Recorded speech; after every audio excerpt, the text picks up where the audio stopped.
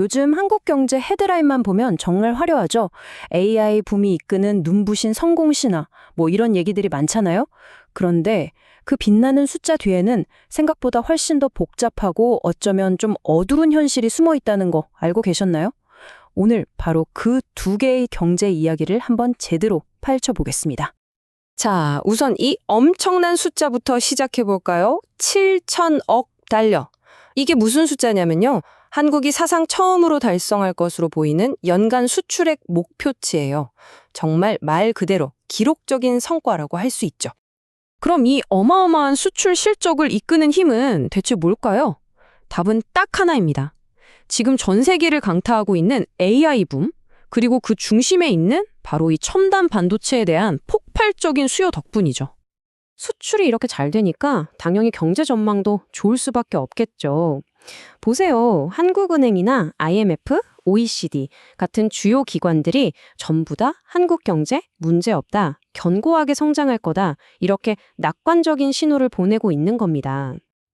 네, 여기까지 들으면 정말 장밋빛 미래만 펼쳐질 것 같죠. 하지만 제가 아까 말씀드렸듯이 이 낙관적인 헤드라인 숫자 뒤에는 훨씬 더 복잡하고 또 분열된 현실이 숨겨져 있습니다. 자, 한국은행이 내놓은 공식 성장률 전망치가 1.8%예요. 이 숫자만 딱 보면 나쁘지 않은데? 싶으실 거예요. 왜냐하면 이게 우리나라 경제가 막 물가 폭등 같은 부작용 없이 달성할 수 있는 최대 성장치, 그러니까 잠재 성장률에 거의 근접한 수치거든요. 그런데 진짜 이야기는 바로 이 1.8%라는 숫자 안에 숨어 있습니다. 이 숫자가요, 사실은 거시경제가 만들어내는 일종의 거대한 착시 현상이라고 볼 수 있어요. 그 착시 현상의 실제가 바로 이겁니다. 보세요. 전체 성장률은 1.8%인데 여기서 요즘 잘 나가는 IT 부문을 싹 걷어내잖아요? 그럼 나머지 경제는 고작 1.4% 성장하는 데 그칩니다. 이건 한국은행 스스로도 이 정도로는 충분하지 않다고 인정할 정도의 낮은 수치예요. 이게 뭘 의미할까요? 핵심은 이겁니다. 반도체 수출로 벌어들인 돈이 그 따뜻한 온기가 경제 전반으로 전혀 퍼져나가지 못하고 있다는 거죠. 그리고 그 차가운 현실은 이 지표들을 보면 바로 알 수 있어요. 소매 판매 줄고 건설 투자 급감하고 사람들은 지갑을 닫고 기업들은 투자를 망설이고 있다는 뜻이죠. 한마디로 경제의 실핏줄이 막혀가고 있는 겁니다. 자, 그럼 여기서 또 다른 중요한 질문을 던져봐야 합니다. 지금 이 AI 붐, 이게 과연 장기적인 구조적 변화일까요? 아니면 반짝하고 꺼질 일시적인 거품일까요? 이 문제를 두고 전문가들 사이에서도 의견이 정말 팽팽하게 갈립니다. 한쪽에서는 아니다, AI는 완전히 새로운 장기 성장판을 연 거다라고 주장하고요. 다른 한쪽에서는 아니다, 이건 그냥 늘 있어 왔던 호황-불황 사이클의 일부일 뿐이다라고 경고하고 있죠. 우선 긍정적으로 보는 쪽, 대표적으로 JP모건 같은 대형 투자은행이 있는데요. 이쪽에서는 이번 AI 붐이 단순한 호황이 아니라 앞으로 몇 년은 좋게 이어질 슈퍼사이클의 시작이라고 아주 강하게 보고 있어요. 하지만 반대편 목소리도 만만치 않습니다. 테크인사이츠 같은 시장 분석 기관에서는 이거 그냥 일시적인 공급 부족 때문에 가격이 오른 것뿐이다. 2027년쯤 되면 공급이 늘면서 하락세가 뚜렷해질 거다. 이렇게 경고하고 있습니다. 완전히 다른 시각이죠. 이렇게 전망이 엇갈리니까 정부나 중앙은행 같은 정책 당국자들은 정말 머리가 아플 수밖에 없습니다. 말 그대로 이러지도 저러지도 못하는 어려운 함정에 빠진 셈이죠.